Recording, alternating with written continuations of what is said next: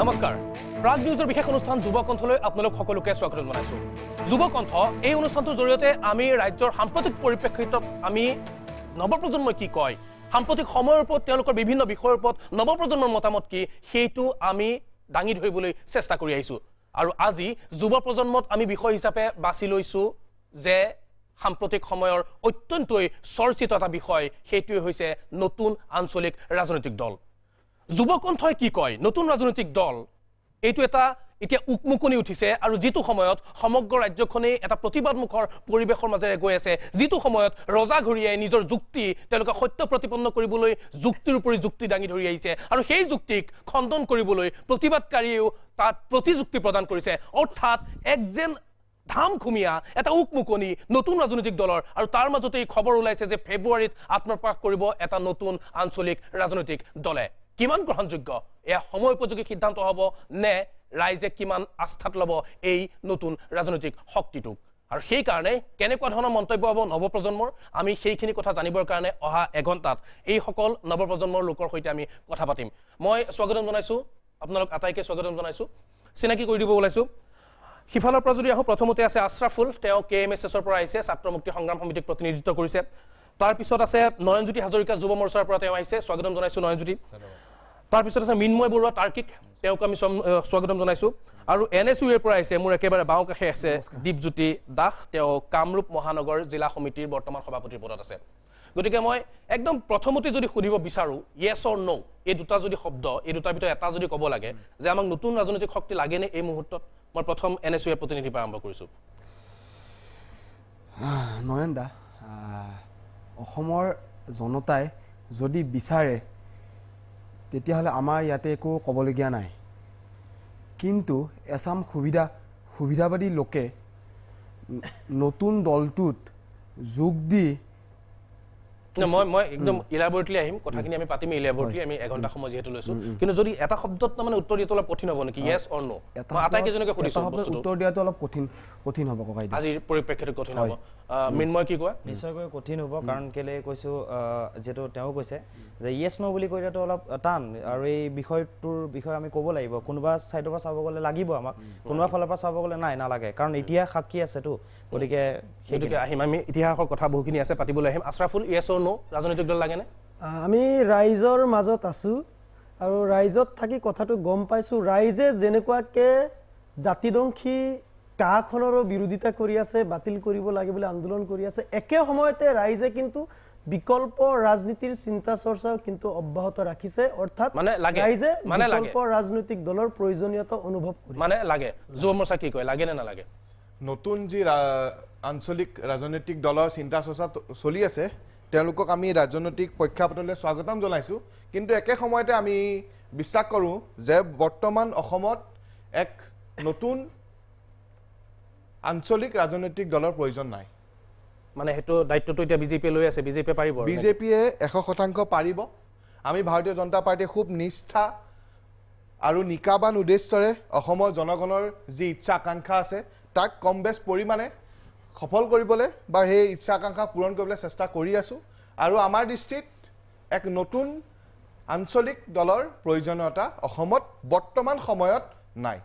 মৃন্ময় এতিয়া আমি আহো ইলাবৰেটলি কথাখিনি পাতো যে প্ৰকৃততে আজিৰ সন্ধিক্ষণত কিমান গ্ৰহণযোগ্য হ'ব এটা নতুন ৰাজনৈতিক দল যদি তেওঁলোকে আত্মপ্ৰকাশ কৰে আৰু কেনেকুৱা ধৰণে দেখিছে যে গোটেই পৰিৱেশটোৰ ওপৰত গোটেই যেটো হ'বলৈ গৈ আছে বা ইতিহাসৰ কথা আপুনি অলপ আগতে উল্লেখ কৰিছিলে এনেকুৱা এটা পৰিপ্ৰেক্ষিতত নতুন ৰাজনৈতিক দলৰ গ্ৰহণযোগ্যতা বা প্ৰয়োজনীয়তাৰ ওপৰত কেনেকুৱা ব্যাখ্যা আগবঢ়াব ধন্যবাদ চাওক দুটা কথা আছে মই সেইকাৰণে সুধিছিলোঁ যে নতুন ৰাজনৈতিক দল আৰু নতুন আঞ্চলিক ৰাজনৈতিক দল দুটা কথা আছে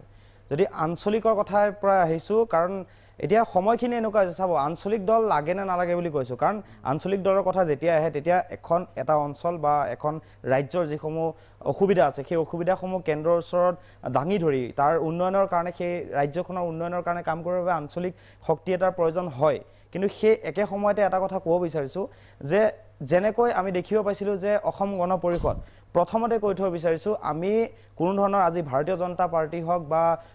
কংগ্ৰেছ দল হওক এই দুটা দলক আসলতে বৰ্তমান সময়ত আমি সমালোচনা কৰাৰ আগত সমালোচনা কৰিব লাগিব অসম গণ পৰিষদক কাৰণ তেখেতসকলে যি দায়িত্ব লৈ তেখেতসকলে যি কৈছিলে তেওঁলোকৰ প্ৰথমতে নিষ্ঠাৰে তেওঁলোকে আগবাঢ়িব বুলি কিন্তু সেই দায়িত্ব তেওঁলোকে পালন কৰা নেদেখিলে কিয় নেদেখিলে প্ৰথম কথা যে আগৰ যিটো ইস্যু আছিলে সেই বিদেশীক লৈ যি আন্দোলন চলিছিলে তাত 855 জন শহীদৰ 855 জন লোক শহীদ হৈছিলে তেখেতসকলক আমি শ্ৰদ্ধা কৰোঁ কিন্তু সেই শহীদৰ কেঁচা তেজৰ বিনিময়ত যিটো দল গঠন হ'ল বুলি কয় সেই দলটোৱে কিন্তু তেওঁলোকৰ কাৰণে কোনো এজেণ্ডা নাছিলে এতিয়া কথা হ'ল যে যি CAA কা বুলি যিটো কোৱা গৈছে যে কাৰ বিৰোধিতা কৰি আজি সকলো ৰাইজ একগোট হৈছে কিন্তু আপুনি দেখিবলৈ পাব যে এই ৰাইজসকল একগোট হোৱাৰ মূল কাৰণ এইটো নহয় যে এটা নতুন আঞ্চলিক ৰাজনৈতিক দল আহিব লাগে কাৰণ এই সমস্যাটো এই যিটো বিজেপিয়ে কৰিছে এই সমস্যা আমাৰ কাৰণে এটা সমস্যা তাৰ কাৰণে সকলো সৰু ডাঙৰ সকলো ওলাই আহিছে 5 জনকৈ শহীদ হৈছে এই যিটো সমস্যা এই সমস্যাটো সমাধান নোহোৱাকৈ এটা নতুন আঞ্চলিক ৰাজনৈতিক দলৰ সপোন দেখাটো আচলতে কৰবাত সুবিধাবাদী যেন লাগে গতিকে সেই কথাৰ কাৰণে কৈছো আঞ্চলিক ৰাজনৈতিক দলৰ বৰ্তমান সময়ত মই ভাবো যে প্ৰয়োজনতা নাই আৰু এটা কথা কৈছে যদিহে আজি অসম গণ পৰিষদে নিজৰ দায়িত্ব স্বীকাৰ কৰি লৈ যদি কয় যে যি হ'ল আমাৰ বহুত ভুল হ'ল আপোনালোকে চাওক যে আমি কাম কৰিব পাৰো বা অসমৰ যিসমূহ সমস্যা বিৰোধী হিচাপে থাকিয়ে কাম কৰক ন বিৰোধী দলটো কিয় লাগে যদি তেওঁলোকে বিৰোধী হিচাপে থাকি যদি কাম কৰে অসমৰ সমস্যাসমূহ যদি সমাধান কৰাৰ কাৰণে মাত মাতে হেতু আটাইতকৈ ডাঙৰ কথা অসম গণ পৰিষদ এটা বিৰোধী দল নহয় তেওঁলোকে মিত্ৰতাত আছে মই হেতুৱে কৈছো যে বিৰোধী হ'বৰ কাৰণে চেষ্টা কৰক প্ৰথমতে শাসনলৈতো কেতিয়াও আহিব নোৱাৰে মিছা কথা কাৰণ কেলে যিকিজন মানুহ আজি অতুল বৰাৰ পৰা আদি কৰি বীৰেন্দ্ৰ প্ৰসাদ বৈশ্যলৈকে যিসকল মানুহক আচলতে এটা সময়ত এনেকুৱা হৈছিলে যেতিয়া তেওঁলোক প্ৰথম পৰ্যায়ত যেতিয়া ৰাজনীতিলৈ আহিছিলে সেই সময়ত সকলো মানুহে অন্তৰ খুলি ভোট দিছিলে এতিয়া নিদিয়ে এটো যিটো ক'ব বিচাৰিছে সেই কাৰণে মই শেষত এটা কথা কৈ থওঁ যে মই ভাবো যে তাৰ আজি চাওক আজি আঞ্চলিকতাবাদী শক্তি এটা লাগে যদিহে তেওঁলোকে সঁচাকৈ কাম কৰে বুলি ভাবিছে লাগে কিন্তু মই দেখিছো এই সময়ত সুবিধাবাদী যেন হৈ আছে পৰৱৰ্তী পৰ্যায়ত আলোচনা কৰিম যেটো এই সম্পূৰ্ণ বিষয়টো আহিব মই সেইকাৰণে যুৱ মৰ্চাৰ ওচৰলৈ আহিছো যে আপুনি এটা মন্তব্য কৰিছিল যে নালাগে বিজেপিয়ে এই গোটেই কামখিনি কৰি আছে আৰু আগন্তুক 2021 হওক বা তাৰ পৰৱৰ্তী সময়তো বিজেপিয়ে অসমৰ যি সমস্যাৰ আজি দেশ বা কেন্দ্ৰৰ ওচৰত বা দেশবাসীৰ ওচৰত লৈ যোৱাত সফল হ'ব মানে আপোনাৰ মতে নালাগে সেই ব্যাখ্যাটো অলপমান জানিব বিচাৰিছো কিয় নালাগে ৰাজনৈতিক দল এটা গঠন কৰাটো ডাঙৰ কথা নহয় ডাঙৰ কথা হ'ল সেই ৰাজনৈতিক দলটোক নেতৃত্ব কোনে দিব আৰু বৰ্তমান অসমৰ ৰাজনৈতিক প্ৰেক্ষাপটত যিকিটা দল আছে সেই দলকিটা নেতৃত্ব কোনে দি আছে আৰু নতুনকৈ যোনটো দলৰ কথা চিন্তা চৰ্চা কৰা হৈছে সেই দলটোক কোনে নেতৃত্ব দিব অসমৰ ৰাইজৰ ওচৰত অপশ্যনকিটা বিৰাট ক্লিয়াৰ দুবাৰকে আঞ্চলিকতাবাদৰ নামত চৰকাৰ গঠন কৰি অসমৰ ৰাইজক যি ৰাম ঠগন দিলে সেই প্ৰফুল্ল মহন্তৰ নিচিনা আকৌ এজন ব্যক্তিকে তেওঁলোকে চৰকাৰ চলাবলৈ দিব সকলোৱে যে প্ৰফুল্ল মহন্ত হ'ব সকলোৱে যে অতুল বৰা হ'ব সেইটো ক'ব নোৱাৰি নে কেৱল নিজৰ স্বাৰ্থত নিজৰ পুত্ৰৰ ভৱিষ্যত সুৰক্ষিত কৰাৰ স্বাৰ্থত এটা পলিটিকেল পাৰ্টি চলাই থকা সেই তৰুণ গগৈ আৰু গৌৰৱ গগৈ দিব নে কৃষকৰ হাতৰ পৰা নাঙল কাঢ়ি প্লে কাৰ্ড ওলোমাই দিয়া কৃষকক খেতিৰ পৰা আঁতৰাই আনি পেলাই গুৱাহাটী ৰাজপথৰ আন্দোলন কৰোৱা সেই কথাকথিত কৃষক নেতা অখিল গগৈ দায়িত্ব দিব নে নিজৰ সৰ্বস্ব ত্যাগ কৰি নিজৰ ব্যক্তিগত জীৱন সৰ্বস্ব ত্যাগ কৰি কেৱল আৰু কেৱল অসমৰ জনগণ জনতাৰ বাবে কাম কৰি যোৱা অৱতাৰী পুৰুষ সৰ্বানন্দ সোণোৱালৰ হাতত দিব সেইটো সময়ে ক'ব এতিয়াতো ৰাইজেতো একক সংখ্যাগৰিষ্ঠতা দি নেতৃত্ব দিছিলে সৰ্বানন্দ সোণোৱাল বৰ্তমান মুখ্যমন্ত্ৰী হৈ আছে এক বৃহৎ মাৰ্জিনত জিকাই পঠাইছিলে ডক্টৰ হিমন্ত বিশ্ব শৰ্মা তেওঁ বৰ্তমান এজন প্ৰভাৱশালী নেতা হৈ আছে এই দুজনৰ নেতৃত্বত কি দেখিলে যে আমি এখন পালো নাগৰিকত্ব সংশোধনী বিধেয়ক যিখন এতিয়া বিল হৈ গৈছে নাগৰিকত্ব এই সংশোধনী আইন এইখনেই বিচাৰিছিল নেকি মানে এনেকুৱা নেতৃত্ব বিচাৰিছিল নেকি যিহেতু আপুনি কৈ আছে যে বিজেপি নেতৃত্বৰ কথা তেওঁলোকে 2021 বা পৰৱৰ্তী সময়ত তেওঁলোকে আমাক নেতৃত্ব দিব অসমৰ কথা তেওঁলোকে ক'ব অসমৰ কথাটো তেওঁলোকে ক'বই নোৱাৰিলে আজি বিভিন্ন ৰাজ্যৰ বিধানসভাত এখন অসাংবিধানিক বুলি বিধানসভাই তেওঁলোকে প্ৰস্তাৱ লৈছে ইয়াত আমাৰ চুবুৰীয়া আমাৰ ৰাজ্য কনৰাড চাংমাই যেনেকুৱা ধৰণৰ এটা পদক্ষেপ লৈছে সেইটো কিন্তু সকলোৱে চেলুট কৰিব লাগিব এই ক্ষেত্ৰত সৰ্বানন্দ সোণোৱালক আপুনি যিটো কথা নেতৃত্বৰ কথা কৈছে বিজেপি নেতৃত্বৰ কথা কৈছে এওঁলোকৰ নেতৃত্ব এইটোৱে হ'ব নেকি এই ক্ষেত্ৰত কেনেকুৱা ধৰণৰ এটা মন্তব্য দিব চক ৰাইজ কিন্তু অসন্তুষ্ট হৈছে স্পষ্ট যদি তেওঁলোকৰ নেতৃত্ব ইমান ভাল আছিলে ৰাইজ মুঠেই অসন্তুষ্ট নহয় এনেই ওলাই আহিছে ওলাই আহা চক ৰাইজ মানে ৰাইজৰ কি সন্ধ্যা তেওঁলোকে দিব নাজানো আমাৰ লগত যিখিনি মানুহ আছে সেইখিনি কি ৰাইজ নহয় নেকি আমাৰ মেনিফেষ্টত স্পষ্ট আছিলে ইলেকশ্যনৰ আগৰ পৰা যে ভাৰতীয় জনতা পাৰ্টি যদি মানে পাৱাৰত আহে তেতিয়াহ'লে আমি কা আনিম আমি স্পষ্টভাৱে ৰাইজৰ আগত তুলি ধৰিছোঁ সেই কথা জানিও ৰাইজে আমাক ভোট দি জিকাই পঠাইছে আমি দস্তুমত জানো যে অসমৰ জনগণ জনতা কৃষক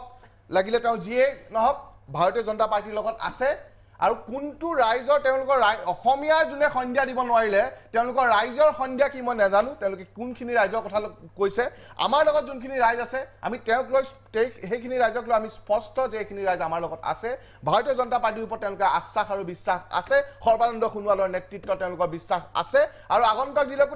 তেওঁলোকৰ বিশ্বাস ভাৰতীয় জনতা পাৰ্টিৰ ওপৰত থাকিব আৰু ভগৱানে কৰাত মই আকৌ এটা কথা কওঁ ভগৱানে কৰাত আকৌ আমি নিজৰ স্পষ্ট বাণীৰ জৰিয়তে আমি 2021 চনতো 100টাতকৈ বেছি সিট জিকিবলৈ আমি সক্ষম হ'ম হেয়া আমাৰ দেহ বিশ্বাস আৰু ভগৱান আৰু অসমৰ জনগণ জনতা আমাৰ লগত আছে ডক্টৰ হিমন্ত বিশ্ব শৰ্মাৰ ফলোৱাৰ যেতিয়া তোমালোকে হেতু কথা কবাই কাৰণ তেওঁই কৈছিল যে 101টা সিট পাব যদি নতুন ৰাজনৈতিক দল হয় এটা বিৰতি ল'ব লাগিব বিৰতিৰ পিছত পুনৰ ভোটে আহিম আমাৰ যুক্তি তৰ্ক আমাৰ বিশ্লেষণ চলি থাকিব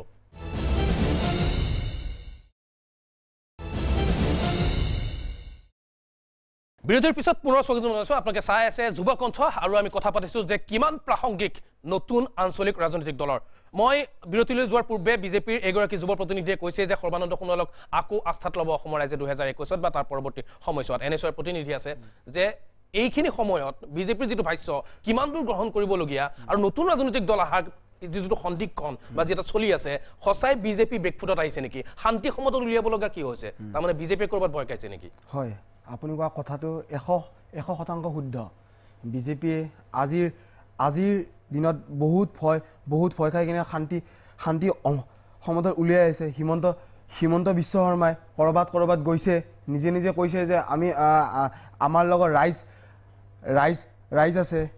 আমি কি আমাৰ লগত ৰাইজ আছে কাৰণেহে আমি আজি শান্তি সমতল আজি কৰিবলৈ পাইছোঁ সেইবোৰ আচলতে মিছা কথা শান্তি সমতলতা কৰিছে হয় কিন্তু বিজেপিৰো মনত কৰবাত ভয় এটা হৈছে যে নতুন ৰাজনৈতিক দল এটা হ'লে তেখেতসকলৰ বহুত অনিষ্ট হ'বগে এতিয়া মানে কথাটো হৈছেগে সেইটো সৰ্বানন্দ সোণোৱাল আৰু হিমন্ত বিশ্ব শৰ্মাৰ নেতৃত্বত যিখন বিজেপি চৰকাৰ চলি আছে এইখন চৰকাৰে আজি কৈ আছে যে আমি অসমৰ ৰাইজ ওলোৱাই নাই মানে হিমন্ত বিশ্ব শৰ্মা খালি এষাৰে খালি কৈ আছে যে আমাৰ লগত অসমৰ ৰাইজ আছে কাৰণে আমি চৰকাৰ গঠন কৰিবৰ কাৰণে পাৰিছোঁ কিন্তু আচল কথাটো ক'বলৈ গ'লে অসমৰ জনতা ৰাজপথলৈ আজি ওলাই আহিব লগা হৈছে অসমৰ জনতা সৰ্বানন্দ সোণোৱালক মুখ্যমন্ত্ৰী পাতিছে কিন্তু আজি সৰ্বানন্দ সোণোৱালে জাতি মাটি ভেটি বিক্ৰী কৰি আজি এনেকৈ আজি সোমাই আছে আজি তেখেতে আজি ক্লেৰিফিকেশ্যন আজি তেখেতে আজি দিবলৈ আজি পৰা নাই মানুহৰ আজি জনতাৰ মাজত তেখেতে আজি ওলাই যাবলৈ আজি পৰা নাই তেখেতে যে কওক যে তেখেতে যে মই কাখনৰ পজিটিভিটিখিনি কওক কিন্তু তেখেতে যে ক'বলৈ নোৱাৰে তেখেতে যে কয় যে আমি অকল জনতাৰ লগত আছো জনতা আমাৰ লগত আছে এইখিনি কথাকে তেখেতে কয় এতিয়াতো মুকলি বিতৰ্কৰ কাৰণে আহ্বান জনাইছে ডক্টৰ হিমন্ত বিশ্ব শৰ্মাই আৰু সমুজ্জ্বল ভট্টাচাৰ্যক কৈছে যে শ্বহীদৰ প্ৰথমগৰাকী শ্বহীদ খগেশ্বৰ তালুকদাৰৰ ফটো ঢাপকৈ মুকলি বিতৰ্কৰ বাবে আহ্বান জনাইছে আৰু সি যি নহওক সেইখিনি কথা আমি পিছত অৱলোকন কৰিম কৃষক মুক্তিৰ ওচৰলৈ গৈছো যে অভিযোগ উত্থাপিত হৈছে এই মঞ্চৰ পৰাই যে নাঙল ধৰিবলৈ নিশিকাই এতিয়া প্ৰতিবাদ কৰিবলৈ শিকাইছে কৃষক মুক্তি সংগ্ৰাম সমিতিয়ে সেইখিনি ক্ষেত্ৰত কি মন্তব্য কৰিব দাদা আপোনাৰ প্ৰশ্নটোৰ মই উত্তৰ দিম কিন্তু তাৰ আগতে বিজেপিৰ যুৱ মৰ্চাৰ সতীৰ্থজনে যিকেইটা কথা কৈছে তেওঁ আচলতে সম্পূৰ্ণ মিথ্যাচাৰ আৰু অপপ্ৰচাৰৰ আশ্ৰয় লৈছে তেখেতৰ কথা কেইটামানৰ মই কাউণ্টাৰ দি ল'ব বিচাৰিছোঁ প্ৰথম কথাটো হ'ল যে বিজেপিৰ নিচিনা এটা ৰাষ্ট্ৰীয়তাবাদী আৰু সাম্প্ৰদায়িকতাবাদী দলৰ অসমৰ নিচিনা ৰাজ্যত কেতিয়াও আচলতে স্থান নাছিলে কিন্তু একমাত্ৰ কংগ্ৰেছ দলৰ ভ্ৰষ্টাচাৰ দুৰ্নীতি আৰু অপশাসনৰ পৰা পৰিত্ৰাণ বিচাৰি অসমৰ ৰাইজে কিবা এটা পৰিৱৰ্তন কৰিব পাৰে নেকি হেমত নৰেন্দ্ৰ মোদীৰ ভাষণ শুনি বা আমাৰ এই সময়ৰ জাতীয় নায়ক সৰ্বানন্দ সোণোৱালৰ ওপৰত আস্থা প্ৰকাশ কৰি আচলতে এই চৰকাৰখনক ক্ষমতালৈ আনিলে ক্ষমতালৈ অহাৰ পূৰ্বে যিমান কেইটা প্ৰতিশ্ৰুতি দিছিল মাটি বাংলাদেশক তেওঁলোকে গতাই নিদিয়ে বৃহৎ নদীবান্ধ তেওঁলোকে নিৰ্মাণ নকৰে এইবিলাক প্ৰতিশ্ৰুতি দিছিলে তাৰ পিছত যেটো আটাইতকৈ গুৰুত্বপূৰ্ণ প্ৰতিশ্ৰুতি যে বিদেশী মুক্ত অসম তেওঁলোকে নিৰ্মাণ কৰিব তা বিদেশী চিনাক্তকৰণ আৰু বিদেশী খেদাটো দূৰৰ কথা তেওঁলোকে বিদেশীক নাগৰিকত্ব দিবলৈ অসমীয়া জাতিক ধ্বংস কৰিব পৰাকে তেওঁলোকে নাগৰিকত্ব সংশোধন আইনখন আনিছে আৰু এই আইন অনাৰ পিছত কেৱল আইন অনাই নহয় এই আইনৰ বিৰোধিতা কৰাৰ কাৰণে বিদেশীক নাগৰিকত্ব দিবৰ কাৰণে অসমৰ ফুলকুমলীয়া ছাত্ৰক তেওঁলোকে গুলিয়াই হত্যা পৰ্যন্ত কৰিছে গতিকে সৰ্বানন্দ সোণোৱাল চৰকাৰ বিজেপি দলকৰ চৰকাৰ যে অসমীয়া জাতি বিদ্বেষী অসমীয়া ভাষা বিদ্বেষী সকলো যে অসমীয়া জাতি বিদ্বেষী এই কথাটো অসমৰ ৰাইজে বুজি পাইছে আৰু সেইকাৰণে কৈছো যে এবাৰ অসমীয়া জাতি বিদ্বেষী চৰিত্ৰ প্ৰমাণ হৈ যোৱাৰ পিছত অসমৰ ৰাইজে সৰ্বানন্দ সোণোৱাল চৰকাৰ আৰু অসমৰ গাদীত কেতিয়াও নাৰাখে আৰু আপুনি কৈছে ৰাইজ ওলাই অহা নাই আপুনি কৈছে ৰাইজৰ সংজ্ঞা কি ৰাইজৰ সংজ্ঞা মই দিছো আপুনি খবৰ ল'ব এজেপি বিপিএফ আৰু বিজেপি মিত্ৰ দলে মাত্ৰ অসমত যিমান ভোটাৰ আছে 35% ভোট লাভ কৰিছে 65% ভোটাৰে আপোনালোকক নাকচ কৰিছে কিন্তু গণতান্ত্ৰিক ব্যৱস্থাটোৰ দুৰ্বলতাৰ কাৰণে আপোনালোকে শাসন কৰিব পাৰিছে মই আপোনাৰ ওচৰলৈ আহিম কিন্তু মোৰ প্ৰশ্ন এইটো থাকিব আশৰাফুল যে মই এই শ্বহীদসকলক ইয়াত 5জনকৈ নিৰপৰাধীক মাৰিছে বা তেওঁলোকক হত্যা কৰা গৈছে এইখিনি ক্ষেত্ৰত সকলোৱে সমমৰ্যাদা প্ৰকাশ কৰিছে সকলোৱে ইয়াত শোক প্ৰকাশ কৰিছে কিন্তু মূল কথাটো এইটো হৈছে যে বিজেপিৰ ফালৰ পৰা এটা ভাষ্য দিয়া গৈছে যে ধৰ্মৰ আধাৰত যিহেতু আমাৰ দেশ বিভাজন হৈছিলে ডক্টৰ হিমন্ত বিশ্ব শৰ্মাই এইটো প্ৰথমতেই এই কথাটো আনিছিলে যেতিয়া কাৰ প্ৰসংগটো আহিছিল যেতিয়া বিধেয়ক হৈ আছিলে যে ধৰ্মৰ আধাৰত আমাৰ দেশ বিভাজন হৈছে হিন্দু মুছলমান এই ধৰ্মৰ আধাৰত দেশ বিভাজন হৈছে গতিকে যিহেতু ধৰ্মৰ আধাৰতে দেশ বিভাজন হৈছে তো বিদেশীৰ ক্ষেত্ৰত আমি ধৰ্মটো মানাত বিজেপিয়ে সেইটো যুক্তি দৰ্শাইছে যে আপত্তি কি আছে নহয় একদম এইটো মিথ্যাচাৰ আৰু অপপ্ৰচাৰৰ বাহিৰে একো নহয় ইতিহাসসকলে জানে যে পাকিস্তানটো ধৰ্মৰ আধাৰতে হৈছিলে মই কৈছো ধৰ্মৰ ওপৰত ভিত্তি কৰি ভাৰত গঠন হোৱা নাই ধৰ্মৰ ওপৰত ভিত্তি কৰি একাংশ সুবিধাবাদী নেতাৰ কাৰণে মুছলিমপন্থী নেতাৰ কাৰণে আৰু ব্ৰিটিছৰ চক্ৰান্তৰ কাৰণে পাকিস্তান গঠন হৈছে ভাৰতবৰ্ষখন কেতিয়াও ধৰ্মৰ ওপৰত ভিত্তি কৰি গঠন হোৱা নাছিল ভাৰতবৰ্ষখন গণতান্ত্ৰিক ব্যৱস্থা আৰু ধৰ্মনিৰপেক্ষ ব্যৱস্থাৰে ৰাষ্ট্ৰ গঠন হৈছে গতিকে পাকিস্তানৰ লগত আমাক তুলনা কৰি আমাক পাকিস্তান বনাবলৈ যি ষড়যন্ত্ৰ বিজেপি চৰকাৰখনে কৰিছে সেইটো আমি কেতিয়াও সফল হ'বলৈ নিদিওঁ এইটো সম্পূৰ্ণ মিথ্যাচাৰ অপপ্ৰচাৰ ইতিহাস পৰা সকলোৱে জানে ভাৰতবৰ্ষ কেতিয়াও ধৰ্মৰ ওপৰত ভিত্তি কৰি বিভাজন হোৱা নাছিল ধৰ্মৰ ওপৰত ভিত্তি কৰি গঠন হৈছিল ভাৰতবৰ্ষ সদায় এখন গণতান্ত্ৰিক আৰু ধৰ্মনিৰপেক্ষ ৰাষ্ট্ৰ হৈ আছে আমি সবক ইনক্লুড কৰিছো আমি খ্ৰীষ্টিয়ানক লৈছো আমি জৈনক লৈছো আমি শিখক লৈছো যি বাকি সব ধৰ্ম সংখ্যালঘু পাকিস্তান বাংলাদেশ আফগানিস্তানৰ যি ধৰ্মীয় সংখ্যালঘু আছে সেই আহমেদিয়া মুছলমানসকলক কিয় লৈছে আহমেদিয়া মুছলমানক কিয় এক মিনিট মই মুছলমান বাদ দিলো এক মিনিট আপোনালোকে যদি অকল মুছলমানকে ললে না না এক মিনিট ঠিক আছে কৈ লওক না আপুনি কৈ লওক হয় তেতিয়ালে হেনেকৈ সেকুলাৰিজম আমাক নালাগে ঠিক আছে নালাগে আমি খ্ৰীষ্টিয়ান চুক্তি হৈছিল আশৰাফুল এজনৰ বিদেশীৰ বুজা অসমৰ ৰাইজে অসমীয়া জাতি আৰু কেতিয়াও গ্ৰহণ নকৰে আশৰাফুল এক মিনিট প্ৰত্যেকে তোমালোকে নিজৰ এটা ৰাজনৈতিক সংগঠনৰ লগত জড়িত মই নিউট্ৰেলি এটা কথা ক'ব বিচাৰিছো প্ৰথমতে আপোনাক ক'ব বিচাৰিছো যে আপুনি যে কৈছে যে সকলোকে ধৰা গৈছে য'ত সংখ্যালঘু আছে প্ৰথম কথা মুছলমানৰ কথা বাদ দিলো যদি মই আহমেদিয়া মুছলমানৰ কথা কৈছিলো দ্বিতীয় কথা আজি শ্ৰীলংকাৰ কথা আপোনালোকে গম পায়নে তাত তামিল সকলৰ কি অৱস্থা এক মিনিট সৰ্বাধিক যদি এই যেটো কোৱা হৈছে যে ৰিলিজিয়াছ পাৰসিকিউটেড তাত বেছি ৰিলিজিয়াছ পাৰসিকিউটেড আপুনি গম পায়নে আৰু এটা কথা কৈ দিয়ক না না নাজানো যে মোদী সৰকাৰ ক্ষমতালৈ অহা মোদী সৰকাৰ নহয় বিজেপি সৰকাৰ মোদী সৰকাৰে প্ৰধানমন্ত্ৰী মোদী হয় হ'ব ঠিক আছে বিজেপি সৰকাৰ ক্ষমতালৈ অহাৰ পিছত 2 লাখতকৈ বেছি হিন্দু মানে ইণ্ডিয়ান তামিলছক শ্ৰীলংকাৰ পৰা অহা ভাৰতৰ নাগৰিকত্ব দিয়া হৈছে আপোনাৰ হেৰি গভৰ্ণমেণ্ট ষ্টেটিষ্টিক্স কিবা আছে আপোনাৰ নীতি আয়োগ বা চেম্পল সাৰ্ভিস না না আপুনি কোনটো আছে আমি সদায় তামিলখিনিৰ লগত আছে না আপোনাকে ঠিক আছে সিটিজেনশিপ এমেন্ডমেন্ট বিলৰ আপোনালোকে কিয় উল্লেখ নকৰিলে আমি সিটিজেনশিপ কিহৰ কাৰণে উল্লেখ নকৰিলে কাৰো অধিকাৰ ৰখাবলে নহয় কাৰো অধিকাৰ কাটিবলে নহয় সিটিজেনশিপ এমেন্ডমেন্ট ঠিক আছে কেৱল আৰু কেৱল ভোট বেংক অন্য একো কথা নাই কেৱল আৰু কেৱল ভোট বেংক এক মিনিট ৰিলিজিয়াছ প্ৰসিকিউচনৰ কাৰণে হিন্দু ভাৰতত একে ৰাতিৰ ভিতৰত ঘূৰি আহিব লগিয়া হৈছে সেই হিন্দুসকল হিন্দুক দিয়ক বুদ্ধিষ্টক দিয়ক পাৰ্চিক দিয়ক কথা নাই সেই সকলক নাগৰিকত্ব দিয়া এটা বিল কেতিয়াও লিখা নাই যে যোনকিখন অসমীয়া যোনকিখন মুছলমান লোকৰ মানুহ ভাৰতত আছে তেওঁলোকৰ অধিকাৰ সাব্যস্ত কৰা হ'ব ঠিক আছে এক মিনিট অধিকাৰ তেওঁলোকক কাটি দিয়া হ'ব আৰে কথা লিখা নাই আপোনালোকে আপোনালোকৰ কথা আৰে কথাটো আৰে আপোনাৰ কথা কিমান শুনিম যদি আপুনি তেনে কয় হিমন্ত বিশ্ব শৰ্মাৰ কথা কৈছো সমান্ত শুনালৰ কথা আপুনি এটা কথা কওক ঠিক আছে মানি ললো চিডব্লিউ আহক মানি ললো আহক এতিয়া প্ৰথম কথাটো কওক অসমত নিবনুৱা কিমান এক নম্বৰ মোৰ প্ৰশ্ন কিটা লগে লগে উত্তৰ দি যাব কিমান আছে নিবনুৱা কিমান আছে না দীঘলীয়া নহয় ডাইৰেক্ট কথা কওক নিবনুৱা কিমান আছে কৈছো অসমত নিবনুৱা যিমানে হওক আমাৰ প্ৰচেষ্টা সদায় চলি আছে প্ৰচেষ্টা কি আপোনালোকে প্ৰত্যেক বছৰে 1 কোটিৰে কিমান কৈছিলে দাদা 2 কোটি মই পাহৰিছো আপোনালোকে নিবনুৱা সমস্যা সমাধান কৰিম বুলি ভাবিছিলে মোদী চৰকাৰে কৈছিলে গোটেই ভাৰতবৰ্ষত 2 কোটি নিবনুৱা সমস্যা 1 মিনিট দ্বিতীয় কথা অসম ইকনমিৰ ক্ষেত্ৰত কিমান নম্বৰত আছে কওক কিমান নম্বৰত আছে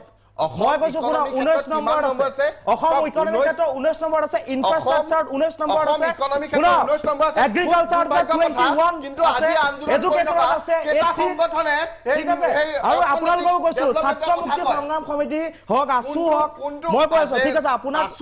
যিখিনি সংগঠন আছে নিশ্চয় আমাৰ ইকনমি দুৰ্বল কাৰণ আজি নতুন ৰাজনৈতিক দলৰ গঠন সবল কৰিব কাৰণে কোনটো সংগঠনে সৰ্বানন্দ সোণোৱালক এটা পলিচি দিছে এইটো পলিচি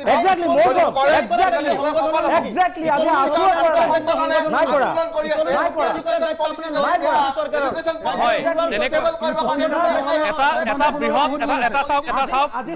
বেলেগ সংগঠনে ইয়াত আহি পেলাই চৰকাৰ পলিচি দিয়াৰ কথা নাথাকে এটা ব্যাগুম বিভাগ থাকে আইএছ বিষয়া থাকে পলিচি মেকাৰ্ছ থাকে আজি অৰবিন্দ কেজৰিৱাল দিল্লীত যেতিয়া মুখ্যমন্ত্ৰী হৈ আছে তাত কি বিজেপিয়ে গৈ ক'ব লগা হৈছে ছাৰ চাওক ইয়াত এডুকেশ্যনৰ ক্ষেত্ৰত পিছ পৰি আছে নিজেই কৰিছে চৰকাৰখনৰ দায়িত্ব থাকিব লাগিব লগতে আজি ছাত্ৰ মুক্তি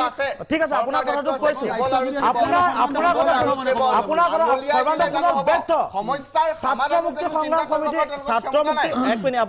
ছাত্ৰ মুক্তি সংগ্ৰাম সমিতি আছে তেওঁলোকৰ আজি ছাত্ৰ ছাত্ৰীসকলৰ কাৰণে কি কৰিছে তাতো আজি মোৰ প্ৰশ্ন আছে আপোনাৰ ওপৰতে প্ৰশ্ন নাই তেওঁৰ ওপৰতে আছে আজি আছো আজি সদৰখন ছাত্ৰ সন্থা যদিও শিক্ষাৰ ক্ষেত্ৰত বহুত ক্ষেত্ৰত মাত দিছে ক'ৰবাত কিতাপ বিলাইছে কিন্তু বৰ্তমান সময়ত যিটো আমাৰ এডুকেশ্যনৰ অৱস্থা আজি কিহৰ কাৰণে ঝাৰখণ্ডে আজি দিল্লীৰ মডেল ইউজ কৰিবলগীয়া তেওঁলোকে আগবাঢ়ি আহিছে আজি কিহৰ কাৰণে বাকী ৰাজ্যসমূহত দিল্লীৰ যোনটো এডুকেশ্যনৰ policy education model health model এইটো আগবাঢ়ি ল'বলৈ আগবাঢ়ি আহিছে সেই কাৰণে কৈছো দাদা যেতিয়া আজি বিষয় বেলেগ আছিলে বিষয় প্ৰাসংগিকক্ৰমে এইবোৰ কথা আমি আলোচনা কৰিব লাগিব কাৰণ এটা ৰাজনৈতিক দল খোলাৰ অন্তৰালত বা খোলাৰ উদ্দেশ্য নিহিত হৈ থকাৰ বিষয়ত এই সমূহ আনুষংগিক বিষয় কিন্তু জড়িত হৈ থাকে মই এজেণ্ডা এখিনি মই এটা বিৰতি ল'ব লাগিব বিৰতিৰ পিছত পুনৰ উভতি আহিম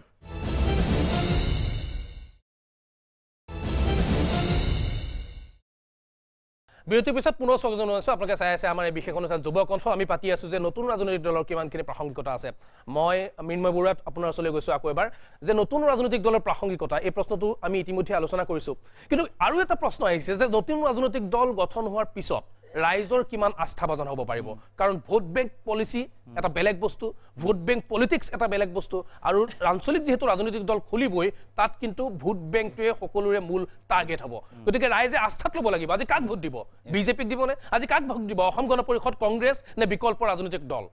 এই ক্ষেত্ৰত ৰাইজৰ কিমান আস্থাভাজন হ'ব নতুন এই শক্তিটো চাওক এই কাৰণে কৈছো 2021 যোনটো নিৰ্বাচন হ'ব ন খুবেই আচলতে প্ৰাসংগিক হ'ব এই কাৰণে এতিয়া কথা হ'ল কি আজি বিতৰ্কলৈ নাযাওঁ আৰু বিজেপি কংগ্ৰেছ কৈ পেলাই কথাটো হ'ল যে আজি বিজেপিক ভোট দিব নিবিচাৰিব কংগ্ৰেছকো একেই যেটো আগতে কৰি থৈছে কৰাপশ্যনৰ ক্ষেত্ৰত খুবেই বেছি তেওঁলোকে কৰিলে তেওঁলোকক নিদিয়ে এতিয়া কথা হ'ল যে এজিপিকটো নিদিয়ে কেতিয়াও নিদিয়ে এজিপিক এটা কথা হ'ল যে 21ত নতুন ৰাজনৈতিক দলটা লাগে এটা আপুনি প্ৰশ্ন কৰিছে যে আঞ্চলিক ৰাজনৈতিক দল লাগে কিন্তু মই এটা কথা ক'ব বিচাৰিছো যদি আঞ্চলিক ৰাজনৈতিক দলৰ কথা যেতিয়া আহি পৰে মানুহ অলপ শংকিত হয় আপুনি চাব সিডাবলৰ এগেইনষ্টত যেতিয়া ৰেলী হৈ আছে এতিয়া প্ৰত্যেক দিনাই যেতিয়া ৰাজনৈতিক দলৰ কথা আহি গ'ল না মানুহৰ সংখ্যা অলপ কমি আহিলে আপুনি চাব প্ৰত্যক্ষভাৱে সেই কথাটো এটা আহি পৰে যে আজি মানুহে আস্থাত ল'ব পাৰিছে নাই আজি তেওঁ কোৱাৰ দৰে আমি লিডাৰ কাক হিচাপে আমি লিডাৰ কোন হ'ব আৰু দ্বিতীয় কথা হ'ল যদিহে কেৱল কা বিৰোধী আন্দোলনৰ কাৰণে যদি এটা ৰাজনৈতিক দলৰ সৃষ্টি হয় ন তেতিয়াহ'লে অসম গণ পৰিষদে হ'ব বেলেগ একো হ'ব নোৱাৰে আজি এই কণ্টে অৰবিন্দ কেজৰিৱালৰ কথা যে মই অলপতে উল্লেখ কৰিছিলোঁ এই কাৰণে কৰিছোঁ মানুহজনক এইভাৱে ভাল লাগে মানুহজনক অকল মোৰ ভাল লগা নহয় আজি বহুত মানুহৰ আজি 5 বছৰৰ পাছত বিগত তেওঁৰ 5 বছৰৰ পাছত তেওঁ যোনবোৰ কাম কৰিলে আজি হেল্থৰ ক্ষেত্ৰত আপুনি দেখিব পাইছে কিমান আগুৱাইছে আপোনাৰ এডুকেশ্যনৰ ক্ষেত্ৰত গভৰ্ণমেণ্ট স্কুলৰ যিটো লেভেল হেতু বহুত বেছি আগুৱাই নিছে প্ৰাইভেট ইনষ্টিটিউচনত অৰবিন্দ কেজৰিৱালে যিবোৰ কাম কৰিছে এইবোৰ সদায় ৰিমাৰ্কেবল হৈ থাকিব আৰু ৰিমাৰ্কেবল সেইটোৱে ক'ব বিচাৰিছো কিন্তু এই কথাটো সেইকাৰণে সমান্তৰালভাৱে এইটো আহিব তেওঁ কিন্তু এটা আন্দোলনৰ প্ৰেক্ষাপটত জড়িত আছিলে আন্না হাজাৰেৰ লগত এটা দীঘলীয়া সংগ্ৰাম তেওঁ চলাই আহিছিলে তাৰ পিছত ৰাজনৈতিক তেওঁ প্ৰকাশ কৰিছে না মই সেইটোৱে কৈছো যদিহে তেওঁৰ নিচিনা নিষ্ঠাবান লগতে আৰু এটা বস্তু আহিব দাদা সেইটো হৈছে শিক্ষিত যদি হয় ন যদি প্ৰকৃততে মনৰ পৰা যদি ভাবে যে দিল্লীৰ নিচিনাকৈ অসমতো আমি উন্নয়ন সাধন কৰিব লাগিব তেতিয়াহ'লে হয়তো তেওঁলোক সফল হ'ব পাৰিব কিন্তু যদিহে কেৱল মাত্ৰ এটা ছাত্ৰ সংগঠনক লৈ যদি দল এটা গঠন কৰিলে মানে বাকীবোৰৰ কি হ'ব আজি কৃষক মুক্তি সংগ্ৰাম সমিতিয়ে প্ৰতিবাদ কৰিছে লাচিত সেনাই কৰিছে বিভিন্ন টাই হোমৰ পৰা আদি কৰি বিভিন্ন জনগোষ্ঠীয় সংগঠনে কৰিছে প্ৰশ্ন হ'ল AJYCPয়ে কৰিছে প্ৰশ্ন হ'ল যে নতুন ৰাজনৈতিক দলটোত কেৱল সদৌ অসম ছাত্ৰ সন্থা থাকিব নে বাকী যিমান কেইটা 30টা নে 60টা মই এইটো একজেক্ট ফিগাৰ নাজানো 30টা বুলি তেওঁলোকে কয় তেওঁলোকৰ লগত এলায়েন্স আছে নেকি নাজানো কিন্তু বাকী যিবোৰ সংগঠন আছে সেই সংগঠনৰ নেতাখিনি বা যি বলিষ্ঠ যি কণ্ঠ সেই কণ্ঠ বা অসমৰ কাৰণে ভাল পোৱা সেই মানুহখিনি থাকিব আৰু এটা কথা আহি যায় আজি যদি আপুনি মই এই কাৰণে এটা ৰিলেট কৰিব বিচাৰো কিয়নো দিল্লীৰ নিৰ্বাচন আহি আছে গতিকে দিল্লীৰ কথা খুবেই বেছি আলোচনা কৰা গৈছে আজি কেজৰিৱালে আজি মনোনয়ন পত্ৰ দাখিল কৰিছে গতিকে এই ক্ষেত্ৰত এটা কথা ক'ব লাগিব যে তেওঁলোকৰ যিসমূহ মিনিষ্টাৰ আপুনি যদি এডুকেশ্যনেল বেকগ্ৰাউণ্ডটো চাই কোৱালিফিকেশ্যনটো আজি মনীষ সিসোদিয়াৰ পৰা আদি কৰি সকলো কথা ক'ব বিচাৰো তেওঁলোকৰ কিন্তু শিক্ষিত কাৰণে তেওঁলোকে এই যি 5 বছৰত ইমান উন্নয়ন আনিছে আজি যিখিনি কাম কৰিছে সেয়া ডিসকাস কৰিবলৈ নাযাওঁ সেই ক্ষেত্ৰত আমি আহি পৰিব লাগিব যে আমাৰ যোনখিনি লিডাৰ হ'ব তেওঁলোক শিক্ষিত হ'ব নে নাই নে কেৱল কথা ক'ব জানে সেই দুটা বস্তুৰ মাজত ডিফাৰেন্স আছে গতিকে সেই কথাবোৰ মানুহে চাব লাগিব আৰু এটা কথা মই ভাবো যে যদিহে ৰাজনৈতিক দল আজি যদি ধৰক গঠন নহলে ৰাজনৈতিক দল যদি গঠন নহল যদি এখন এটা সমষ্টিৰ পৰা যদি এজন ভাল মানুহ উঠে ন সেই মানুহজনে যদি ৰাজ্যক প্ৰতিনিধিত্ব কৰিব পাৰে বা সেই মানুহজনৰ যদি আগৰ তেনেকুৱা কোন ধৰণৰ কাম কৰি থৈছে নিৰ্দলীয় নহওক কিয় তেওঁকো যদি আগুৱাই আনে তেতিয়াহ'লে মই ভাবো যে অসমত কিবা এটা নহলে কিবা এটা পৰিৱৰ্তন আহিব কাৰণ যেটো এইখন চৰকাৰে কেতিয়া পৰিৱৰ্তন আনিব নোৱাৰে আৰু সেই কাৰণে হয়তো এনে ধৰণৰ এটা নতুন ৰাজনৈতিক চিন্তাৰ ৰূপমুকনি উঠিছে আৰু ৰাজনৈতিক দল সাধাৰণতে আমি যদি চাওঁ যে প্ৰেক্টিক্যালি যদি চাওঁ বস্তুবোৰ যে ৰাজনীতিটো লাগিবই আমাৰ সমাজ পৰিৱৰ্তনৰ কাৰণে দেশৰ উন্নয়নৰ কাৰণে ৰাজনীতিটো লাগিবই কেতিয়া বেয়া হ'ব নোৱাৰে আৰু কোনো দল বেয়া হ'ব নোৱাৰে মানুহখিনি বেয়া আজি বিজেপিৰ কথা যেতিয়া আহে যে আজি এটা কথা কৈছো যে আজি তেওঁ অলপতে ক'লে যে এই শাসনৰ গাড়ীত নিজৰ লৰাক যি আনিবৰ বাবে তৰুণ গগৈ আৰু গৌৰৱ গগৈ লাগিছে যে গৌৰৱ গগৈ কথা এটা ক'ব লাগিব গৌৰৱ গগৈ যথেষ্ট মাত মাতিছে আৰু কাৰ বিৰুদ্ধে লোকসভা খুবেই টেলেন্টেড মানুহ হ'ল গৌৰৱ গগৈ গতিকে গৌৰৱ গগৈক আপুনি ডাইৰেক্ট নাকচ কৰিব নোৱাৰে আৰু এটা কথা সেই একেটা দলতে কিন্তু আপোনালোকৰ হিমন্ত বিশ্ব শৰ্মা আছিল আৰু যদি আপুনি আপোনালোকৰ যদি ফুটেজ আছে যদি চাই দেখিব 2015 ৰ আগৰ যি বাইট এতিয়া সম্পূৰ্ণ উল্টা যিটো সময়ত কৈছিলে যে গুজৰাটত পানীৰ পাইপেৰে মুছলমানৰ তেজবৰ বুলি সাম্প্ৰদায়িক মন্তব্য দিছিল এতিয়া আকৌ সেই গুজৰাটৰ যি গুজৰাট হওক নাগপুৰৰ সেই সকল নেতাৰ এতিয়া পালি নেতা স্বৰূপে তেওঁলোকে কাম কৰি আছে গতিকে এইবিলাক ক'বলৈ আচলতে নিবিচাৰো কিন্তু ওলাইছে যেতিয়া মুখৰ পাতো ওলাই যায় এনেকৈ কি ক'ব এতিয়া মানে নতুন ৰাজনৈতিক দল খুলিলে কংগ্ৰেছে কেনেকৈ ভোট দিব ৰাইজে কাৰণ নতুন ৰাজনৈতিক দলৰ যিখিনি নেতা পালি নেতা আহিব তেওঁলোককে ভোট দিব তাৰমানে কংগ্ৰেছ লোকসান হ'ব নেকি কংগ্ৰেছৰ একো নহয় হতি ইয়াতে হতি হ'ব বিজেপি হেতু কাৰণে সংকিত হৈছে বিজেপি হেতু কাৰণে শান্তি মতে উলিয়াই আহিছে ঠাই শান্তি সমৰলটো এটা বেলেগ বস্তু এতিয়া তেওঁলোকে এটা নিজকে পাৱাৰ গেম এটা দেখুৱাইছে হেতু ইহঁতে সংকিত হৈ কিনে দেখুৱাইছে কংগ্ৰেছৰ কিন্তু ইভিএমত যেতিয়া বুটাম টিপা যাব তেতিয়া কি সঁচাই কংগ্ৰেছ ব্ৰেকফুটত আহিব নেকি নতুন ৰাজনৈতিক শক্তি নাহে কেনেকৈ নাহিব মুঠতে মই আপোনাক এষাৰে কথা ক'ম বিজেপিক নৈচ্ছাত কৰিবৰ কাৰণে জনতাই যদি বিচাৰিছে নতুন দল হোৱাটো তেতিয়াহ'লে আমি কংগ্ৰেছ জনতাৰ লগত আছোঁ এতিয়া কথাটো হ'ল কংগ্ৰেছে 2021ত চৰকাৰ গঠন কৰিবই ইয়াতে কোনো প্ৰশ্নই নুঠে কাৰণ কিয়নো ৰিপুণ বৰাই ৰাজ্যসভাত যিদৰে কাৰ বিৰুদ্ধে মাত মাতিছে অসমৰ জনতাই জানে লগতে আমাৰ বিৰোধী দলপতি দেৱব্ৰত শইকীয়া ডাঙৰীয়াই যিদৰে মাত মাতি আহিছে অসমৰ ৰাইজে জানে আৰু সাংসদত গৌৰৱ গগৈ ডাঙৰীয়াই যিদৰে মাত মাতিছে আমাৰ যুৱসকলেও দেখিছে সেই ভোটখিনি ক'ত পাব বৰাকত পাব নে ব্ৰহ্মপুত্ৰ উপত্যকাত পাব প্ৰশ্নটো এইকাৰণে সুধিছে যে বৰাকত কিন্তু কংগ্ৰেছৰ স্থিতি এটা বেলেগ ব্ৰহ্মপুত্ৰ উপত্যকাত এটা বেলেগ চাওক কাখনক লৈ বিশেষ অসম প্ৰদেশ কংগ্ৰেছ কমিটিৰ সভাপতি হ'ল ৰিপুণ বৰা ডাঙৰীয়া এতিয়া ৰিপুণ বৰা ডাঙৰীয়াই যিহেতু নামানে বুলি কৈছে এইটো হ'ল দলটোৰ কথা বৰাকত সেইটো ক'ব পাৰে এইটো চাওক এতিয়া দুই এজনৰ ব্যক্তিগত মন্তব্যক এতিয়া মই ইমান ভালকৈ এতিয়া ক'ব নোৱাৰো আৰু মই দেখিবলৈ পোৱা নাই যিহেতু এতিয়া ধৰক কথাটো এনেকুৱা আহিছে ধন্যবাদ থাকিল সেই মন্তব্যটোৰ কাৰণে এনেকুৱা কিছুমানো বিশ্লেষণ আহিছে যে নতুন ৰাজনৈতিক দল গঠন হ'ল মানি ললো তেওঁলোকে 21ত প্ৰতিদ্বন্দ্বিতা কৰিব মানি ললো বিভিন্ন বিধানসভা সমষ্টিত তেওঁলোকে নিজৰ কেণ্ডিডেট দিব সেইটোও মানি ললো মূল কথাটো হৈছে যে তেওঁলোকক ভোট যেতিয়া দিব ৰাইজে প্ৰথম কথা আহিছে যে অসম গণ পৰিষদে ভোট নাপায় বুলি এটা আহিছে ছবি এখন যে অসম গণ পৰিষদে বিশ্বাসঘাতকতা কৰিছে চূড়ান্ত শব্দটো লগাই দিছো আৰু সেইকাৰণে হয়তো তেওঁলোকক এবাৰ ভোট নিদিব পাৰে যদি অসম গণ পৰিষদক ভোট নিদিয়ে বিকল্প তেতিয়াহ'লে যিটো ৰাজনৈতিক দল আহিব সেই ৰাজনৈতিক দলটোক ভোট দিব কংগ্ৰেছৰ ভোট বেংকে তাত আঘাতপ্ৰাপ্ত হ'ব আৰু বিজেপি যিটো ভোট বেংক সেই ভোট বেংকটো কিন্তু সুন্দৰভাৱে অক্ষত অৱস্থাত থাকিব গতিকে প্ৰশ্নটো আহিব হ'ব নহ'বও পাৰে কিন্তু প্ৰশ্নটো এইটো আহিছে যে যদি সেই আঞ্চলিক দলটোৰ পৰা মই আপুনি কৈছে নহ'ব যদি নহ'লেতো ঠিকে আছে ঠিকে আছে ৰাইজে নিজৰ নিৰ্ণয়টো গণতান্ত্ৰিক অধিকাৰ সাব্যস্ত কৰিব এতিয়া যদি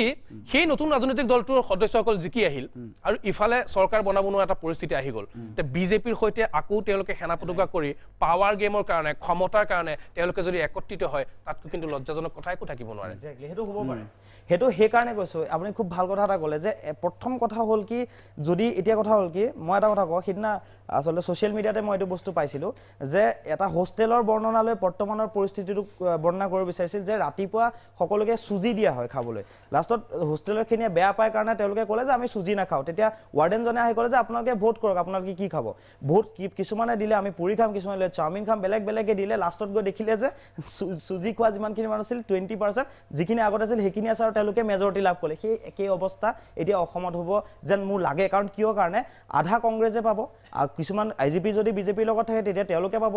বাকী দলসমূহে বেলেগ বেলেগকৈ পাব লাষ্টত গৈ কি হ'বগৈ যদি আপুনি যেনে কোৱাৰ দৰে যদি সেই পৰিস্থিতি হয় ন তেওঁলোকে শাসনৰ গাদীলৈ আহিবৰ কাৰণে অলপো কুণ্ঠাবোধ নকৰিব মই আজি কৈ থৈছোঁ আপোনালোকক অলপো কুণ্ঠাবোধ নকৰিব সেই আকৌ একেই আঞ্চলিক যি এজিপিৰ দৰে এটা নতুন দলৰ গঠন হ'ব আৰু অসমৰ ৰাজনীতিত তেনেকৈ থাকিব আৰু তেনেকৈ থাকিব জনতাৰ সপোনবোৰ তেনেধৰণে থাকি যাব আৰু সকলোৱে ইয়াকে চাবলৈ হয়তো অপেক্ষা কৰিব লাগিব অৱশ্যে সেইটো এটা ভাৱনাহে কৰা গৈছে সেইটোৱে যে হ'ব তেনেকুৱা নহয় এটা ষ্ট্ৰং লিডাৰশ্বিপ সকলোৱে বিচাৰিছে এটা পৰিৱৰ্তন সকলোৱে বিচাৰিছে আৰু সকলোৱে এইটো বিচাৰিছে যাতে অৰবিন্দ কেজৰিৱালৰ দৰে কিছু নেতাৰ সৃষ্টি হওক এই অসমতো আৰু তেওঁলোকেও এটা নজিৰ স্থাপন কৰক সমগ্ৰ দেশবাসীৰ সন্মুখত অনুষ্ঠানত এটা বিৰতিৰ সময় হৈছে কিন্তু বিৰতিৰ পিছত আমি আহিম অন্যতম এটা গুৰুত্বপূৰ্ণ বিষয় কাৰণ ইলেকশ্যন বুলিলে টকা পইচাৰ উজান উঠে শেষ ৰাতিৰ খেল হয় যদি নতুন ৰাজনৈতিক দল গঠন হয় ক'ত পাব তেওঁলোকে ক'ত টকা পুঁজি ক'ৰ পৰা আহিব আৰু শেষ ৰাতিৰ খেলত তেওঁলোকো মগ্ন হৈ পৰিব নেকি যিটো কোৱা যায় ডাৰ্টি পলিটিক্স এটা বিৰতি লৈছোঁ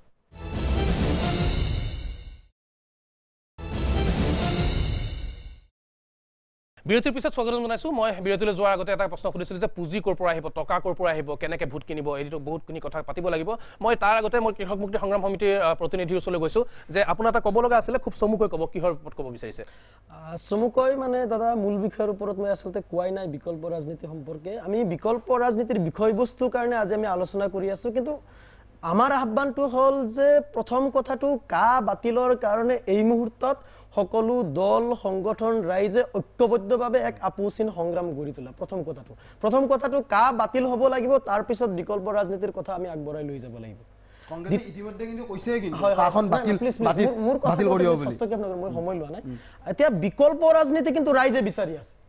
কংগ্ৰেছক মানুহে বিশ্বাসত ল'ব নোৱাৰে অগপত যেনেকুৱা ধৰণে নিৰ্লজ্জভাৱে আত্মসমৰ্পণ কৰিছে অসমৰ ৰাইজে ভাবিছে অসমত আঞ্চলিকতাবাদী ৰাজনৈতিক দল অগপৰ মৃত্যু ঘটিছে আৰু বিজেপি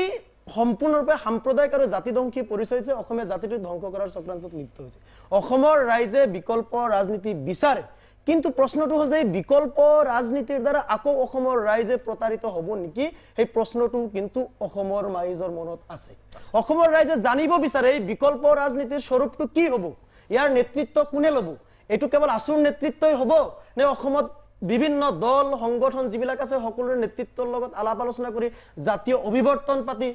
ৰূপৰেখা কি হ'ব এইটো প্ৰস্তুত কৰি এক ৰাজনৈতিক দল গঠন কৰিব এই প্ৰশ্নবিলাক কিন্তু অসমৰ ৰাইজৰ মাজত আছে আমাৰ কৃষক মুক্তি সংগ্ৰাম সমিতি আৰু ছাত্ৰ মুক্তি সংগ্ৰাম সমিতিৰ স্পষ্ট স্থিতি যে অসমৰ ৰাইজে বিকল্প ৰাজনীতি বিচাৰে তাৰ আগতে কাপ বাতিল হ'ব লাগিব আৰু এই ৰাজনৈতিক দল কোনো এটা দল সংগঠনৰ নেতৃত্বত নহয় কৃষক মুক্তি আছু অসম জাতীয়তাবাদী যুৱ ছাত্ৰ পৰিষদকে ধৰি যিমান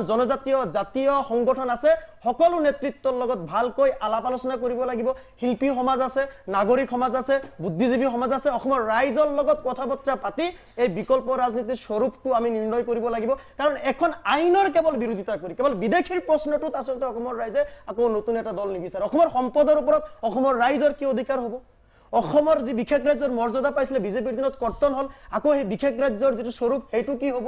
গতিকে অসমৰ থলুৱা মানুহৰ ৰাজনৈতিক অধিকাৰ অৰ্থনৈতিক অধিকাৰ এই অধিকাৰবিলাক কেনেকুৱা ধৰণে সুৰক্ষিত কৰা হ'ব এই গোটেই প্ৰশ্নবিলাকক লৈ সঁচা অৰ্থত অসমৰ ৰাইজৰ প্ৰকৃত বিকল্প ৰাজনীতি দিব পৰা এটা বিকল্প ৰাজনৈতিক দল বিকল্প ৰাজনীতি অসমৰ ৰাইজে বিচাৰে কিন্তু এটা সময়ত আছুৰ নেতৃত্বত যেনেকুৱাকে জন্ম হৈছিলে খালি তথাকথিত নেতাৰ সৃষ্টি হৈছে এটা সময়ত গৈ ক্ষমতা দখল কৰিছে জাতিটোৰ লগত গাদ্দাৰী কৰিছে প্ৰতাৰণা কৰিছে আপোনালোকৰ যে এটা দল আছিলে আপোনালোকৰ যে এটা শুনি আছো ঠিক আছে সকলো দল সংগঠন মিলি অসমৰ ৰাইজৰ আপোনালোকৰ যে এটা দল আছিলে গণমুক্তি সংগ্ৰাম সমিতিটো আছে নে এতিয়া আসলতে 2014 চনৰ অধিবেশনত আমি গণমুক্তি সংগ্ৰাম অসম নামৰ এক বৈপ্লৱিক ৰাজনৈতিক আমি পাৰ্টি ৰাজনৈতিক দল বৈপ্লৱিক ৰাজনীতি পাৰ্টি আমি নিৰ্বাচন কেন্দ্ৰিক ৰাজনীতিত জড়িত হমনে নহয় সেই সম্পৰ্কে আমি আগবঢ়া নাই কাৰণ আমি দেখিছিলো অসমৰ যেটো জাতীয় প্ৰশ্ন আছে বৃহৎ নদীবান্ধৰ প্ৰশ্নই হওক দুৰ্নীতিৰ বিৰুদ্ধে আপোচিন জাতীয় সংগ্ৰামৰ কথাই হওক এই সময়টো হল যে দলীয় ৰাজনীতিৰ ঊৰ্ধ্বত চিন্তা কৰি দলীয় ৰাজনীতি থাকিব সকলোৱে আপুনি এটা কথা কওক আপোনালোকে শিক্ষা স্বাস্থ্যৰ ওপৰত কিয় মাত নিদিয়ে বাকি জাতি মাটি ভেটি আপোনালোকে কৈছে বিজেপিয়ে কয় কংগ্ৰেছ সবে এইটো প্ৰশ্ন তুমি আগতে হৈছে উত্তৰ দিবলৈ মই আমাৰ ছাত্ৰ মুক্তি সংগ্ৰাম সমিতিৰ জন্মৰ যেটো দাবিটোৱে হৈছে আমাৰ ৰাজহুৱা শিক্ষা ব্যৱস্থাটোক ৰক্ষা কৰিব লাগে গোটেই শিক্ষা ব্যৱস্থাটো বিনামূলীয়া কৰিছে আজিলৈকে অৰবিন্দ কেজৰিৱালে কৰি আছে অৰবিন্দ কেজৰিৱালে কৰিছে আপোনালোকে কি কৰিছে আমি সংগঠন হয় ভাই অবিয়াসলি আপোনালোকৰ ছাত্ৰ মুক্তি সংগ্ৰাম সমিতিয়ে কি আপুনি যদি খবৰ ৰাখিছে ছাত্ৰ মুক্তি সংগ্ৰাম সমিতি উজলিৰ পৰা নামনিলৈকে ৰাজহুৱা শিক্ষা ব্যৱস্থা ৰক্ষা কৰাৰ কাৰণে স্কুলত শিক্ষক নিযুক্তি দিয়াৰ কাৰণে সময়মতে যাতে ছাত্ৰ বৃত্তি পায় বিএডৰ ফিছ ইমান বিএডৰ ফিছৰ তাৰ বিৰুদ্ধে আমি কৰিছো আপুনি কৰা নাই মই দিছিলো প্ৰেছ মিট বিএডৰ অকলে আপুনি খবৰ ৰাখিব গুৱাহাটী ইউনিভাৰ্চিটি ছাত্ৰ মুক্তি সংগ্ৰাম নাই কৰা আপুনি নিউট্ৰেল বুলি কৈছে আপুনি খবৰ ৰাখিব ছাত্ৰ মুক্তি সংগ্ৰাম মই নিউট্ৰেল হয় অকলে কৈছিলো আমৰণখন কৰিছো আমি আমৰণখন কৰিছো ঠিক আছে হ'ব মই আহিম এটা বিৰতি লৈ লওঁ এটা বিৰতি লৈ লৈছো শেষৰটো বিৰতি তাৰ পিছত আহিম গুৰুত্বপূৰ্ণ এটা প্ৰশ্ন টকা পইচা ক'ৰ পৰা আহিব নতুন ৰাজনৈতিক দলত এটা বিৰতি লৈছো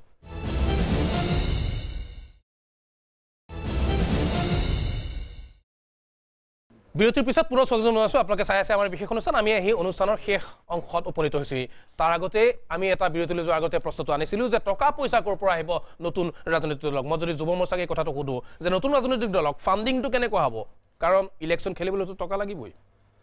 নতুন ৰাজনৈতিক দলক চাইনাই পইচা দিয়ে বা পাকিস্তানৰ পৰা পইচা আহেতো আমি নাজানো তেওঁলোকে যেনেকৈ কৰিব কিন্তু আমি যুৱ মৰ্চাই খুব দুটা কথা খুব স্পষ্ট কৰিব বিচাৰোঁ ভাৰতীয় জনতা পাৰ্টীয়ে প্ৰথমটো হ'ল যে কেইটামান চৰ অঞ্চলৰ বাংলাদেশী মূলৰ নতুন অসমীয়াৰ প্ৰত্যাহ্বানত বাতিল নহয় অসমত সেইটো একদম স্পষ্ট মত মই মিনময় বৰুৱা শেষত আহিছো একদম প্ৰশ্ন গুৰুত্বপূৰ্ণ এইটোৱে যে পুঁজি ক'ৰ পৰা আহিব আকৌ কোনোবা বণিক গোষ্ঠীয়ে ইয়াত আণ্ডাৰ তেওঁলোকে যদি আহে তেনেহ'লে অসমৰ যদি আপোনালোকে ভাবিছে যদি আহে তেনেহ'লে ৰাইজে যদি বিচাৰে তেনেহ'লে ৰাইজে যদি ক্ৰাউড ফাণ্ডিং কৰি অলপ টকা কৰে তেনেহ'লে নিশ্চয়কৈ খেলিব পাৰিব তাত কোনো বেলেগ মই একো ক'বলগীয়া নাই সিমানখিনি ক'ব বিচাৰোঁ আৰু এটা কথা শেষত ক'ব বিচাৰোঁ যে বিজেপি হওক আজি দল হওক সুপ্ৰিম কোৰ্টৰ ঊৰ্ধত নহয় যেনেদৰে তেওঁ কৈছে আৰু সেইটোৱে হ'ব লাগে শেষত মই এনএছএৰ প্ৰতিনিধি ওচৰলৈ আহিছো আৰু এটা সমান্তৰালভাৱে আৰু এটা প্ৰশ্ন আহিব যে নতুন ৰাজনৈতিক দল যদি খোলা যায় কংগ্ৰেছৰ পৰা এইবাৰ যিসকলে 2021 টিকট নোপোৱাৰ সম্ভাৱনা আছে বিজেপিৰ পৰা এইবাৰ 2021 যিসকলে টিকট নোপোৱাৰ সম্ভাৱনা আছে তেওঁলোকে এইবাৰ গৈ এই নতুন ৰাজনৈতিক দলটোত লগ হৈ আকৌ এটা টিকট বিচৰাৰ প্ৰৱণতা আহিব নেকি যোগ দিয়াটো সম্ভাৱনা আছে একচাম মানুহ সুবিধাবাদী আপোনাৰ থাকে এতিয়া এইষাৰ কথা এতিয়া ৰাইজে বিচাৰ কৰিব সময়ত ৰাইজে যিহেতু দেখিছে 1985 চনৰ সদৌ অসম ছাত্ৰ সন্থাৰ নেতৃত্বত অসম গণ পৰিষদ গঠন হৈছিলে আজি অসম গণ পৰিষদৰ আজি নিজৰ আজি ষ্টেণ্ড নাইগে কথাটো হৈছেগে সেইটো কাৰণে আমাৰ সদৌ এষাৰে কথা বিজেপিক নৈচ্ছাত কৰিবলৈ আমি ঐক্যবদ্ধ হ'বলৈ আমি সাজু কনক্লুডিং ৰিমাৰ্কস একদম আমাৰ ফাইনেল কোৱা আমি সকলোৱে জানো যে ৰাইজে নখ জুকাৰিলে নৈ বৈ যায় অসমৰ ৰাইজে যদি সঁচাকৈ অসমীয়া জাতিবিদ্বেষী বিজেপি দল আৰু চৰকাৰক উফৰাবলৈ বিচাৰে কংগ্ৰেছক যদি পুনৰ ৰাস্তাত ল'বলৈ নিবিচাৰে নিৰ্লজ্জভাৱে আত্মসমৰ্পণ কৰা অগপক যদি পুনৰ ৰাস্তাত কংগ্ৰেছে দি আছে তেতিয়া হলে অসমৰ কংগ্ৰেছে কৈ আছে হৰিশৰাৱতে কৈ আছে যে আমি কাখন বাতিল কৰিম বুজিলা কংগ্ৰেছে দি আছে কৰিব পাৰিব ৰাইজৰ দান বৰঙণিৰে অসমৰ ৰাইজে বিচাৰিলে সকলো হ'ব মই লাষ্ট এটা ৰিমাৰ্ক দি দিওঁ নতুন আমাৰ একো প্ৰবলেম নাই আমি 2021 চনত নিশ্চিত যে আমি 100 খনত জিকিম বাকি 26 খনত সবে প্ৰতিদিনটা কৰিব পাৰে আৰু বেছি উৎপাত কৰিলে 26 খন আমি লৈ থৈ দিম হ'ব বাস অলপ বেছি হৈ গ'ল আমি লৈ থৈ দিম মনত ৰাখিব এইটো পইণ্ট নোট কৰা আমি কথাষাৰ ক'বলৈ গ'লে এনেকুৱা হৈছে ফাইন আমি অনুষ্ঠান সামৰিব লাগিব আপোনালোক সকলোকে ধন্যবাদ জ্ঞাপন কৰিলো এতিয়া প্ৰশ্ন আহিছে যে নতুন আঞ্চলিক ৰাজনৈতিক শক্তি যদি আহে ৰাইজে কিমান আস্থাত ল'ব তেওঁলোকে কাৰণ ইতিহাসে কিন্তু কৈ আহিছে যে ইমান ফল ভাল হোৱা নাই ৰাইজৰ পক্ষত থাকি জাতি মাতি ভেটি কোৱা সকলৰ এতিয়া পৰিস্থিতি কেনেকুৱা সেইখিনি কথা ৰাইজে মনত ৰাখিছে আৰু পৰিণামটো দেখি ৰাইজ সেইকাৰণে শংকিত হৈছে যে ৰাইজৰ মূৰত আকৌ এবাৰ কোনোবাই কঁঠাল ভাঙিব নেকি ক্ষমতাৰ লালসাত ৰাইজৰ দৰিদ্ৰ জনতাৰ অভাৱ অভিযোগৰ কথা পাহৰি তেওঁলোকে ৰাজনীতিটো উপভোগ কৰিব নেকি এইখিনি প্ৰশ্ন কিন্তু আহিছে কিন্তু সময় সাপেক্ষে এই প্ৰশ্নবোৰৰ মোকাবিলা কেনেধৰণে কৰে সেইখিনি পক্ষই তাৰ ওপৰত ৰাইজৰ দৃষ্টি নিবদ্ধ থাকিব আৰু সকলোৱে বিচাৰিছে যে অসমৰ উন্নয়ন হওক ৰাইজৰ উন্নয়ন হওক মাত্ৰ 126 জন নহয় আমাৰ এই যিখিনি কোটি কোটি জনতা আছে সকলোৰে যাতে উন্নয়ন সমভাৱে হওক সেইটোহে সকলোৱে কামনা কৰিছে আজি যুৱকণ্ঠৰ পৰা বিদায় লৈছো আপোনালোক সকলোলৈকে ধন্যবাদ থাকিল